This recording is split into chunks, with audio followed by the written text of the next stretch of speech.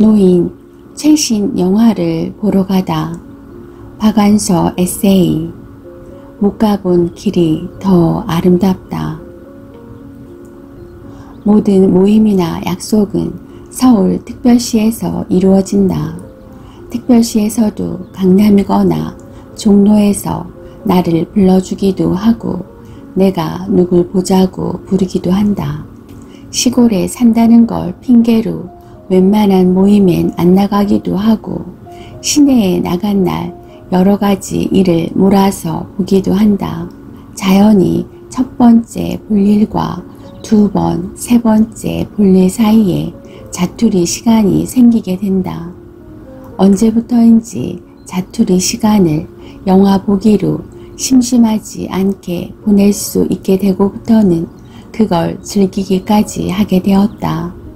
아마 시내 도처에 멀티플렉스 상영관이 생기고부터일 것이다.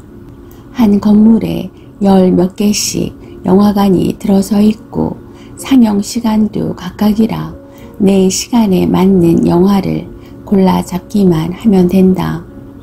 대부분의 영화관에서 늙은이는 관람료를 할인해 주는 것도 기분 좋은 일이다. 시내에선 백화점 세일, 볼만한 미술전, 개성 있는 박물관, 고궁, 전망 좋은 찻집 등 남는 시간을 즐길 수 있는 장소가 세고 셌는데 왜 하필 영화관일까? 짜투리 시간에 영화 보기가 가장 적절하다고 생각하는 것은 영화에 대한 폄하라기보다는 새살적 버릇이 여든간다는 오래전 버릇의 재발 같은 게 아닌가 싶다. 거슬러 올라가자면 해방 후 약간 혼란스럽고도 완고했던 여고 시절까지 가야 한다. 지금의 고2, 고3에 해당하는 학년이 돼도 집에서도 학교에서도 입시 공부 같은 걸 따로 시켜주지 않았다. 대학 갈 애가 많지 않을 때였다. 여고 졸업한 나이를 결혼 정년기로 칠 때여서 학교에서도 가사과를 따로 두고 신부 수업에 해당하는 과목을 중점적으로 가르치긴 했어도 대학 갈 애를 위한 배려는 없어서 각자 알아서 해야 했다. 나는 공부벌레도 못되면서 교칙에 정해진 일이라면 머리 꼬랑이 길이가 정해진 길이에서 1cm만 넘어도 벌벌 떠는 소심한 모범생이었다. 그런 내가 잘못 걸리면 정학을 당할지도 모르는 짓을 예사로 저질렀는데 그건 학생 관람 불가 영화를 보러 다니는 일이었다. 학교 근처에 꽤 괜찮은 외화만 전문적으로 상영하는 재개봉관이 있는 것도 내 일탈을 도왔다. 당시 숙명여고는 수성동에 있었고 거기서 지척인 종로 내거리에 있는 화심 백화점 5층이 바로 그 재개봉관이었다. 집이 있는 도남동에 새로 생긴 동도 극장도 당시 나의 단골 영화관이었다. 학생 관람 불가 영화라고 해서 학생에게 극장표를 안 파는 일은 없었다. 훈육주임 선생에게 걸리지만 않으면 되었다. 교복의 흰 깃은 깜깜한 극장 속에서 눈에 띄기 쉬움으로 안으로 구겨 넣는 건 기본이었다. 물론 그 짓은 수업 끝나고 집에 가는 시간을 이용했다. 가을이나 겨울 같은 때에는 분명히 화날 때 극장에 들어갔는데 나와보면 밤이었다. 종로 거리는 당시 최고의 번화가여서 전깃불이 밝고 사람들이 바쁘게 오가는 모습이 낮과 판이한 달뜬 활기에 넘쳤다. 영화 속 별세개의 연성인 양 낯익은 거리가 낯설어져 잠시 방향 감각을 잃고 우두망찰하게 되는 것도 어딘지 감미롭고 쓸쓸한 영화의 뒷맛이었다. 사춘기라 불리는 나의 꽃봉오리 시절은 우리 민족의 격동기였다. 식민지 시대에 입학해서 같은 학교에서 해방을 맞고 미군정 시대를 거쳐 남한만의 독립을 이룩한 지 얼마 안 될 때였다. 어리둥절할 정도로 세상이 변해도 변하지 않는 것은 궁핍과 불안이었다. 내남없이 하루하루의 삶은 고달프고 남루했다. 학교에서는 열심히 자유와 민주주의에 대해 가르쳤고 세상에서도 그 소리가 넘쳤지만 그걸 써먹는 일엔 다들 서툴렀다. 서양 영화의 매혹은 식민지 시대에 태어나 나을 때부터 몸에 밴 전체주의적인 억압가는 딴판인 세상을 눈으로 확인하는 놀라움이라고도 볼 수 있었다. 아, 사람이 저렇게도 살 수 있는 거로구나. 남녀노소에 구애받지 않은 거침없는 자기 표현도 눈부셨지만 해놓고 사는 건 또 얼마나 편리하고 의리의리해 보였는지 우리의 생활 양식이 거의 서양 사람 수준으로 또는 그 이상으로 변한 뒤에 태어난 요새 젊은이들은 아마 상상도 못할 것이다. 학교에서 가까운 서양 영화 위주의 재개봉가는 그 시절에 나의 꿈의 궁전, 판타지이자 카타르시스의 장이었던 것이다. 졸업반이 되어도 대학 입시에 대한 어떤 압박도 받지 않았다. 반에서는 졸업식 때까지를 참지 못하고 중간에 결혼하는 동무까지 생겨서 학교 생활은 더욱 느슨해졌다. 학교에서도 보충 수업은커녕 정규 수업을 빼먹는 선생님도 종종 있었다. 주로 대학에서 모셔온 강사 선생님이 그런 자유를 누리는 것 같았다. 선생님이 빠지는 시간은 결과라고 미리 교무실 칠판에 나와 있었다. 당번이 교무실에 다녀와서 그걸 통보해주면 반의 환호성이 일었다. 각자 제 하고 싶은 걸 하면서 놀 수 있었다.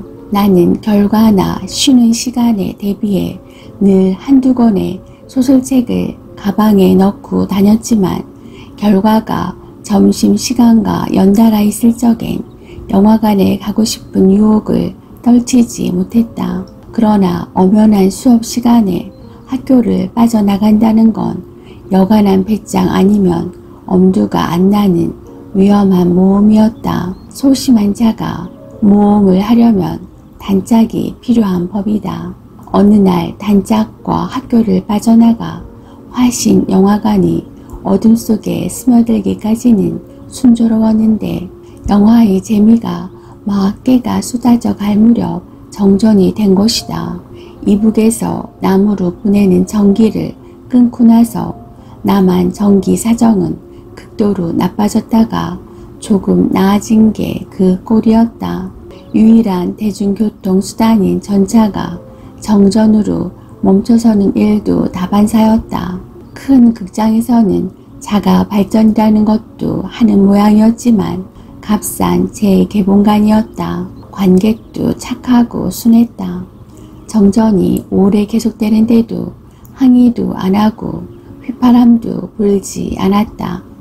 영화관 측에서 그런 착한 관중에 대한 서비스 정신을 발휘해 무대 위에 촛불을 켜고 악극단 가수를 동원해 쇼를 부리기 시작했다. 관중들은 이게 웬 떡이냐 하는 듯이 킬킬대고 박수치고 했다. 수업을 빠져나온 우리만 초조했지만 단짝도 나도 시계 같은 것도 없었고 돈도 아깝고 해서 다시 전기가 들어오고 영화를 상영할 때까지 기다렸다가 끝까지 보고 나왔다. 나와보니 해가 저문 초저녁이었다. 그때서야 가슴이 두근두근 무작정 학교로 뛰었지만 때는 이미 늦어 학교는 사람의 그림자 없이 괴괴하고 깨끗이 청소된 교실 칠판에는 우리 둘의 이름과 이 두 사람은 교무실로 오라는 담임 선생님의 언명이 크게 써져 있었다. 서둘러 가방을 챙겨가지고 교무실로 갔으나 교무실에 남아있는 선생님은 아무도 없었다. 수업을 빼먹고 극장 갈 때의 배짱은 어디로 갔는지 담임을 못 만나고 집에 가면 그날 밤잠을 제대로 잘 수 있을 것 같지 않았다.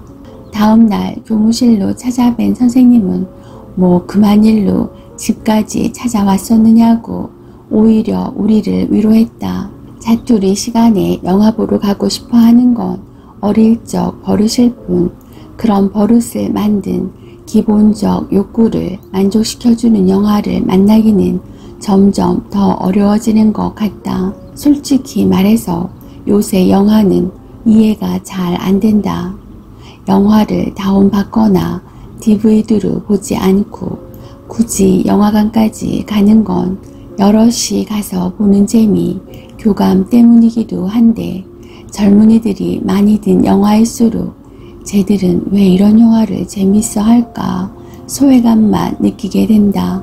자투리 시간에 본 영화 중 밴드 비지트라는 영화를 꽤 기분 좋게 봤는데 교통 좋은 예술영화 전문 상영관에서 나를 포함해서 단지 6명이 보았다. 6명을 위해서도 영화를 틀어주는 게 고마웠다.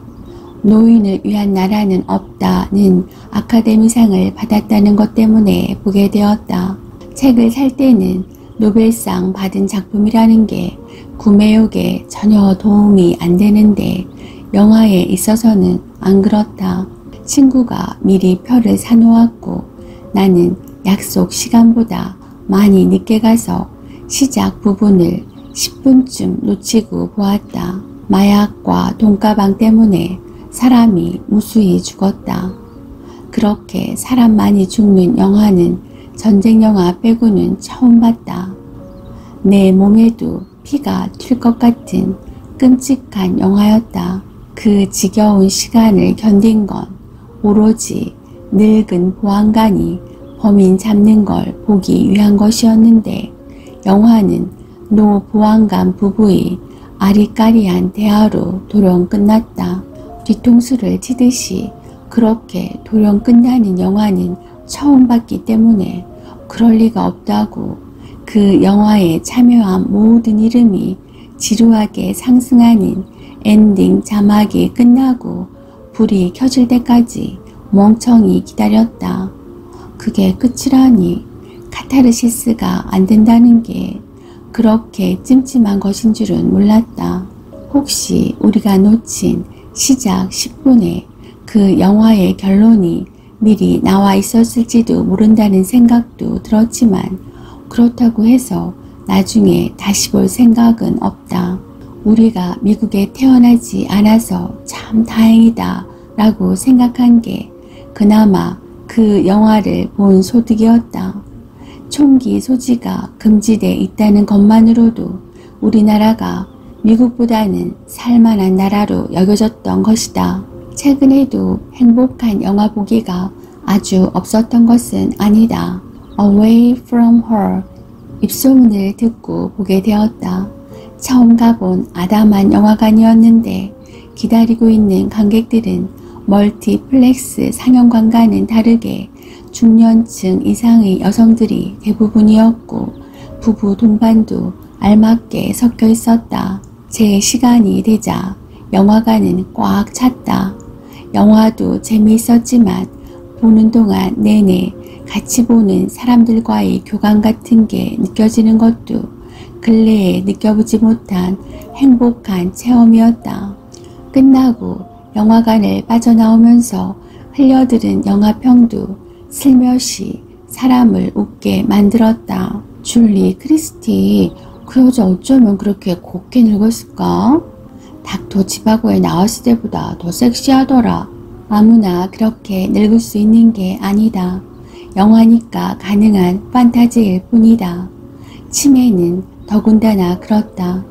다들 치매에 대해 공포감을 갖는 건 치매란 인간성 속의 좋은 부분, 사랑할 수 있는 능력, 연민, 배려, 수치심 등을 상실하고 가장 추한 밑바닥을 드러내는 일이라는 걸 알고 있기 때문이다.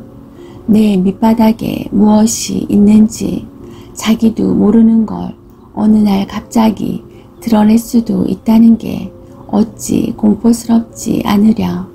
영화를 보러 온 중년층 이상의 여성들이라면 어른을 모셔본 실제 경험이나 주위에서 보고 들은 걸로 다들 그쯤은 알고 있을 것이다. 여전히 아름다운 여성성을 잃지 않고 새로운 사랑까지 할 수 있고 게다가 그동안 해로해온 착한 남편의 다분히 이기적이고 고위선적인 사랑에 멋진 복수까지 할 수 있다면 그건 얼마나 황홀한 치매인가. 그런 치매는 판타지일 뿐 치매의 실체는 아니다. 그러나 그런 치매도 있다고 생각하고 싶은 건 인생의 마지막 복병, 치매에 대한 공포를 위로받고 싶어서이다. 카타르시스야말로 예나 지금이나 변치 않는 영화의 위대한 힘이지만 무엇이 우리 마음에 와닿아 그런 작용을 하는지는 넘을 수 없는 세대차가 있는 것 같다.